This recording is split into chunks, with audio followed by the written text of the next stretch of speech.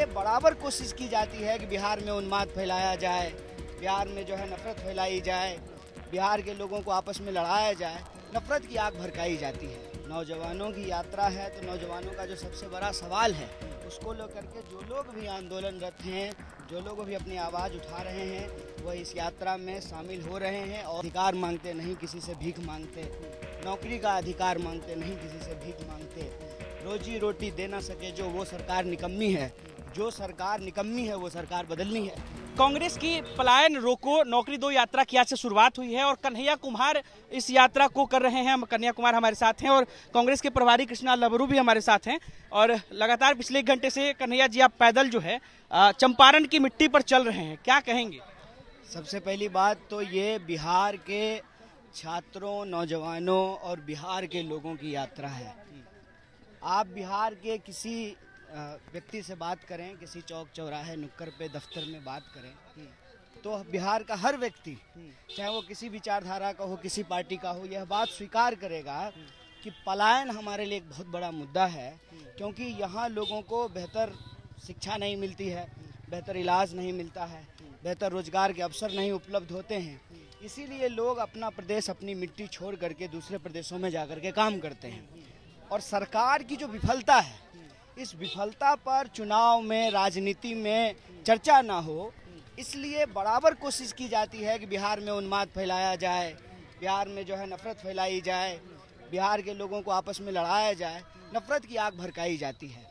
तो यह जो पूरा का पूरा परिस्थिति है बिहार के अंदर, कहीं ना कहीं बिहार के लोग इससे एक बदलाव चाहते हैं और खास करके बिहार के जो नौजवान हैं, जिस तरह से उनके रोजगार के अवसर बंद होते गए, सरकार अग्निवीर जैसी योजना लेकर के आई, सेंट्रल गवर्नमेंट में जो है 10 लाख नौकरियां खाली हुई है, बिहार में जो नौकरी दी गई है नौकरी के नाम पर वो एक अस्थायी नौकरी है, अस्थायी नौकरी नहीं है।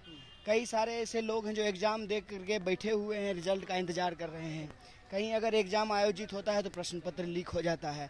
तो इन तमाम सवालों को लेकर के यह यात्रा निकाली गई है।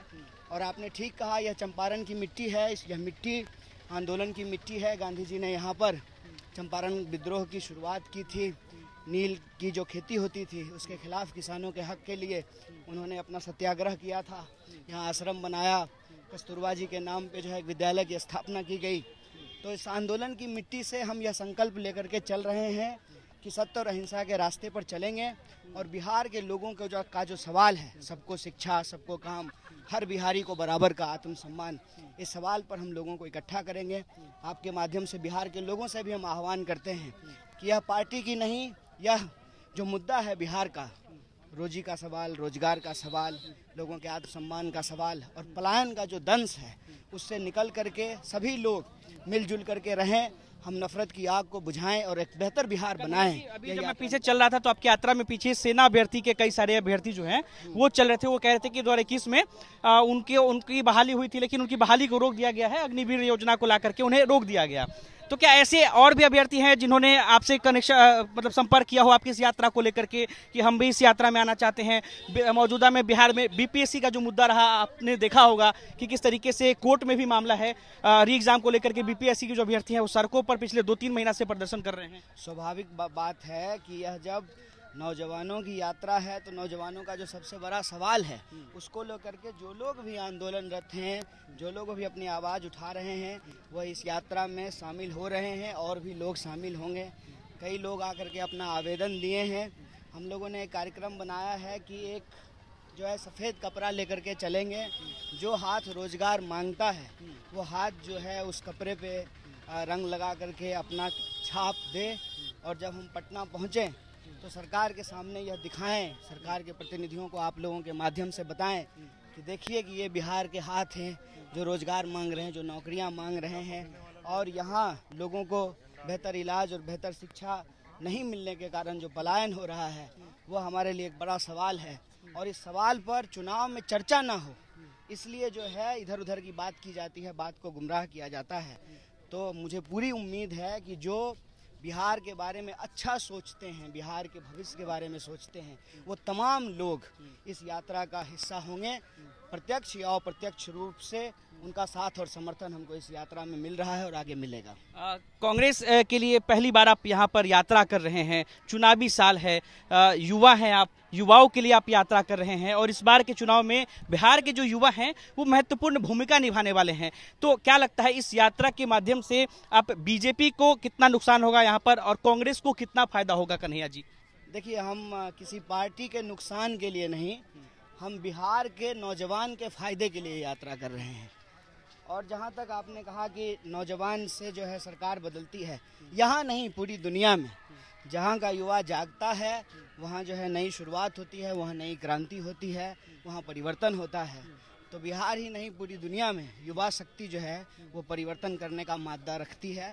और बिहार के युवा अगर चाहते हैं कि अपने भविष्य को बेहतर बनाएं तो वो इस अभियान का भी हिस्सा बने, पलायन रोकने और नौकरी देने की जो मांग है इससे भी जुड़ें।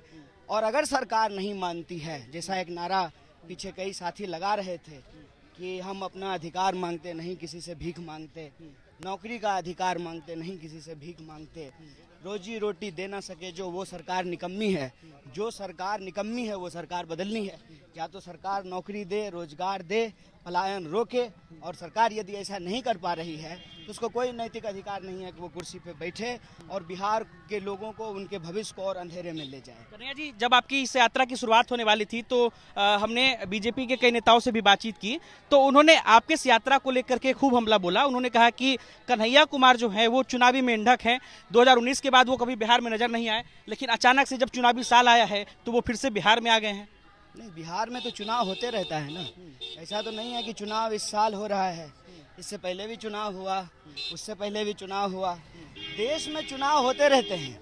दिक्कत यह है ना कि उस चुनाव में जो पार्टी जीत रही है, जो विचारधारा जीत रही है, उसका प्रॉब्लम ये है कि वो कभी भी महंगाई पे हमला नहीं बोलते हैं, कभी भी बेरोजगारी पे हमला नहीं बोलते हैं, कभी भी नफरत पे हमला नहीं बोलते हैं। उल्टे नफरत फैलाते हैं। यहाँ के लोगों के जो बुनियादी सवाल है उसको गुमराह करते हैं। हम क्या हैं ये छोड़ दीजिए, ये पूछना चाहिए ना कि जो लोग सरकार चला रहे हैं उनके पास बिहार के लोगों को बेहतर बनाने की क्या योजना है, उनके पास क्या विकल्प है। किसी के ऊपर व्यक्तिगत हमला करने से बिहार के लोगों का भविष्य तो बेहतर होगा नहीं। अगर वो हमला ही करना चाहते हैं तो महंगाई पे हमला करें, बेकारी पे हमला करें और बिहार के जो लोग हैं उनकी जो समस्याएं हैं उन समस्याओं पर हमला। जी, नीतीश कुमार को लेकर क्या कहेंगे? 20 साल से मुख्यमंत्री हैं, वो भी हर साल एक यात्रा करते हैं, कुछ दिन पहले ही उन्होंने एक यात्रा भी की, क्या कहेंगे आप? अभी तो हम पलायन और रोजगार की बात ही करेंगे। तेजस्वी यादव भी युवा हैं, आप लोग क्या एक साथ मिलकर बिहार में महागठबंधन मजबूती से चुनाव लड़ेगा? क्या कन्हैया और तेजस्वी की जोड़ी एक दिखेगी बिहार में?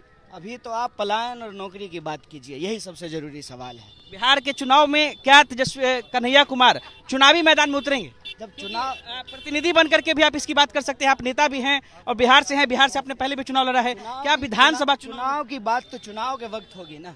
अभी तो यात्रा में चल रहे हैं तो यात्रा की बात होगी। कितने दिनों की यात्रा है ये आपकी? ये यात्रा हम लोग चलना शुरू किए हैं चंपारण से, चलते चलते जो है पटना पहुंचेंगे। उम्मीद है कि 1 महीने में पहुंच जाएंगे। देखते हैं जितना भी वक्त लगे, लेकिन एक बार जब अपनी यात्रा को आप कितने नंबर देंगे? आपकी यात्रा क्या लग रही है कि कारगर दिख रहा है आपको? आज पहला दिन है, पहले दिन आपके साथ कई सारे अभ्यर्थी आए, क्या कहेंगे आप? नहीं, देखिए इसका मूल्यांकन तो आप करेंगे, हम जो है खुद ही जो है अपना मूल्यांकन करेंगे तो फिर कैसे चलेगा। अच्छा, चलिए अब एक आखिरी सवाल लेंगे। बिहार की धरती पर यात्रा कर रहे हैं आप, इसका अनुभव जो भी पिछले कुछ घंटे का अनुभव क्या रहा है? लोगों से जब आप मिले, लोगों से जब आप किया कह सकते हैं कि आमने सामने हुए, तो क्या कुछ बात हुई, लोगों ने क्या कुछ कहा, इसका एक्सपीरियंस कुछ साझा कीजिए। देखिए, आज पहला दिन है। वैसे मैं आपको बता दूं कि यह देश यात्राओं का देश है। इस देश में यात्राएं होती रहती हैं और हमारी पार्टी ने भी कई यात्रा निकाली है।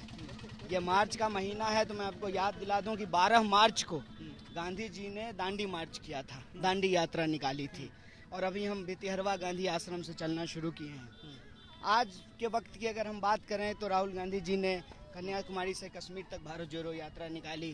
फिर जो है मणिपुर से मुंबई तक जो है उन्होंने भारत जोड़ो न्याय यात्रा निकाली। तो यात्राएं होती रहती है।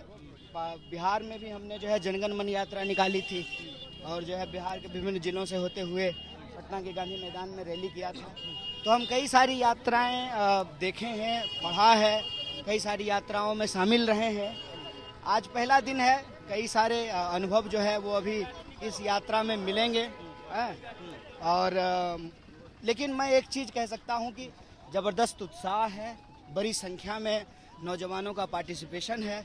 खास करके जो लोग बेरोजगारी से प्रभावित हैं, पलायन से प्रभावित हैं, वो लोग इस यात्रा में शामिल हो रहे हैं, अपना समर्थन दे रहे हैं।